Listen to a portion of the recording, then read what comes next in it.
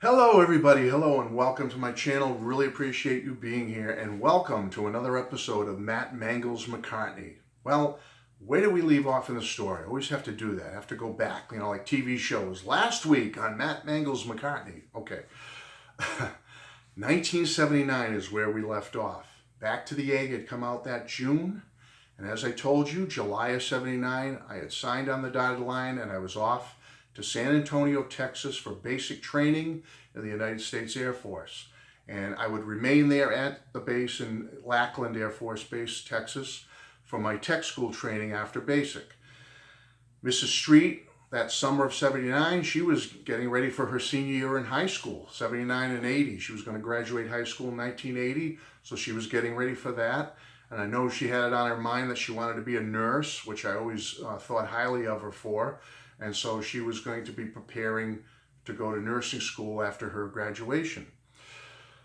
Well, after my tech school training in November 1979, I was assigned, believe it of all places as a Beatle fan, to England. Yes, I was assigned to the United Kingdom to two twin bases, which were Royal Air Force bases, but they were held by Americans at the time. So they were American Air Force installations, but they were called RAF Bentwaters and RAF Woodbridge in East Anglia, Suffolk, not too far outside of a town called Ipswich in England, were these two bases. And that's where I would live and remain and work for the next 2 years till the end of 1981. So I was over in England. You lived in a barracks or like a dorm, to relate it to college. You lived in a dorm type situation you had a roommate. People were always blaring their music on their time off. Young, teenagers, basically 18, 19 years old into our 20s. We're living in these dorms. Most of the married guys lived in base housing and whatnot. So we, young single guys, we lived in dorms, barracks type situations. And so it was a lot going on, a lot of noise and yelling and screaming and stuff and all that good stuff. And there were many different shifts. So we'd work 6 days on, 3 days off. There'd be a day shift, an eve shift, a midnight shift. It just rotated all around. So your days off were always different, but you always got those 3 days off, and then you had your 6 days of work. So it was a lot to do. And so you took advantage of your time off getting into your music or spending your paycheck on buying records and things like that and doing fun stuff with your friends and going to visit different places around the United Kingdom and see a lot of things. And just one of the greatest experiences of my life. I was very homesick at the time to be that far away at age 18 going on 19. But I have to look back on it now and say it was a great experience. I saw and did so much and experienced so much. So anyway, enough of that. But I met a good friend of mine named Chris. He was my roommate over in England in the Air Force, and I'm still in touch with him to this day. 40 plus years later, we're still very close. We still call each other all the time. He was more of a heavy metal, hard rock guy. I was the Beatles power pop guy, but we kind of blended well together. We meshed well together. He shared his love for the hard rock with me, and I shared the love for the Beatles and other stuff with him, and much appreciated to this day. But anyway, so as we come into 1980, I'm at the base in England. Paul gets busted by the Japanese authorities, put in jail for 10 days. And we didn't know it exactly at the time, but that was the end of Wings. That was the death knell for Wings. They would never record an album again. They would never tour as Wings again. It was over. But I don't think we knew it quite then. But coming up in early 1980, we got a new single from Paul. April 11th, 1980, Paul released Coming Up as a single. Now, it was different from what I was getting into over in England from what many folks back in the United States were getting into. In England, the studio version of Coming Up was the big hit. It made #2 on the UK charts. That was the song I remember. And I remember thinking it was quirky. It was different from Paul. A little bit kind of synth pop, I guess if you want to call it that, kind of new wave-ish, kind of electronica. But I thought it was pretty cool. I thought it was a good little song, had a good melody, good beat, kind of a good groove to it. And in the United States, though, everybody got the live version at Glasgow, and that went to #1 in the United States. And I remember having that version also in England and liking it, thinking it was pretty cool. But anyway, after that, we got word of the album coming. On May 16th, 1980, McCartney 2 was released. Folks, I'm going to be totally honest with you. When I first got it, I wasn't sure. When you drop that needle for the first time in that album, like I just described with Coming Up, you know, that synth pop, new wave-ish, electronic kind of music, I was a little bit disappointed, folks. And you know why? I think because I had my hopes too high. When we first got word that Paul was putting out McCartney 2, okay, I expected this was going to be like McCartney 1 Jr. You know, I thought it was, you know, I loved the first McCartney album from 1970. So when I heard this was coming out, I was like, oh my goodness, Paul's going to be just Paul, and he's going to be banging it out on the drums, and he's going to be bashing out on his guitar, you know, like he did on songs like Ooh You, and, you know, the intensity of Maybe I'm Amazed from the first McCartney. I thought that's what we were going to get on this. I thought it was going to just be Paul, you know. So Coming Up didn't really give me a clue of that. I liked Coming Up. You know, I thought it was okay. I thought, oh, it's different, quirky, you know. But I just thought the rest of the album was going to be like McCartney, the first one. And it wasn't, okay? So I guess because of my expectations, I didn't hate it. I didn't say this was terrible. I just was like, oh, it's not what I expected.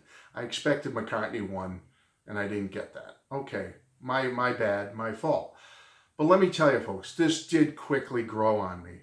Very quickly. As I listened to it through that summer of 1980, that's where this album takes me back to. Summer 1980, being in the Air Force overseas, living in the barracks dorms, being with friends. And I remember one day when I really started to get into this album it was a nice sunny day. Everyone was outside. It was very warm for that day.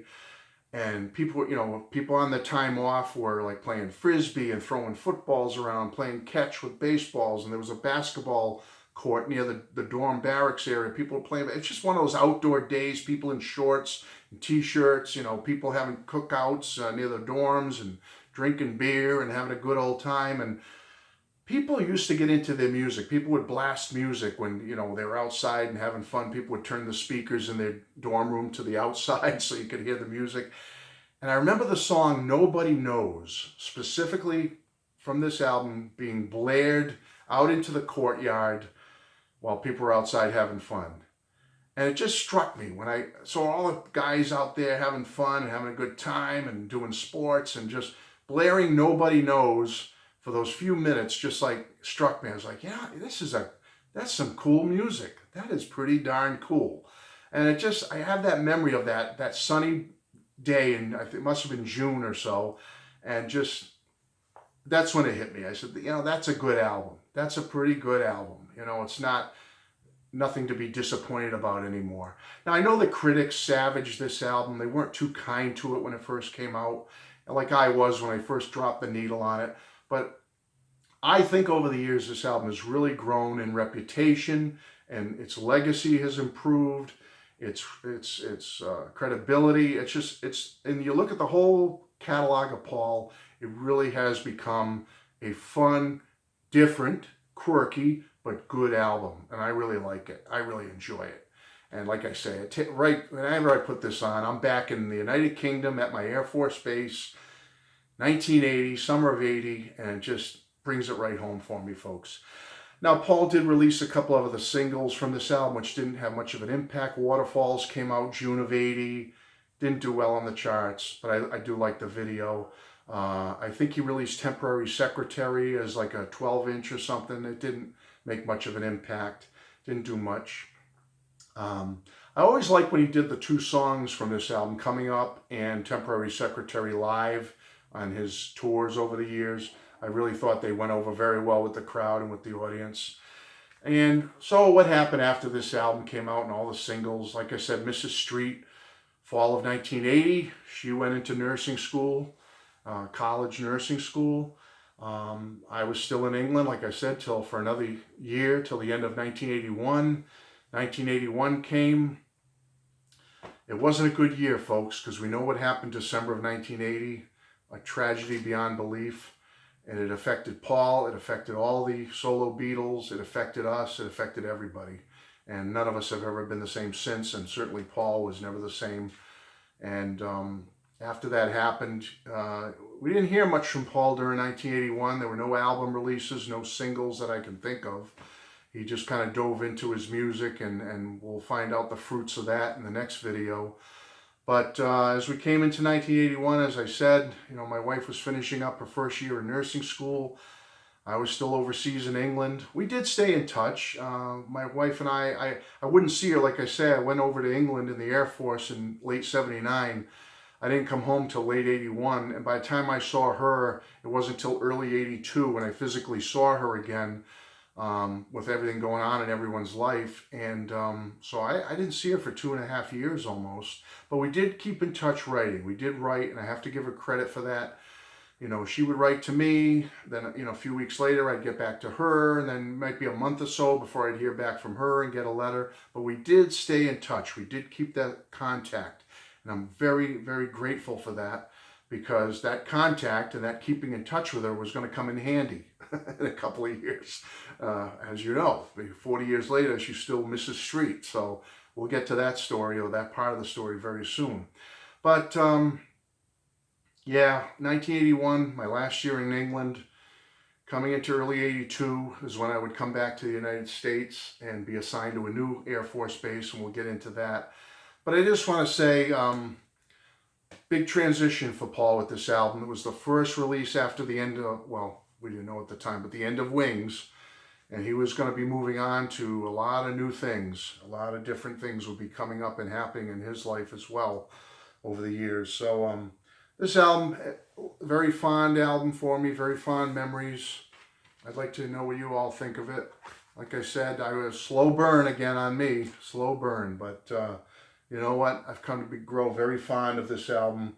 A lot of nice memories of that summer of 1980. So love to hear what you all think about it. And that's it for this edition of Matt Mangles McCartney. I think you know what's coming up next. Ooh, a good one, folks. A very good one. Bless you all. Bye-bye.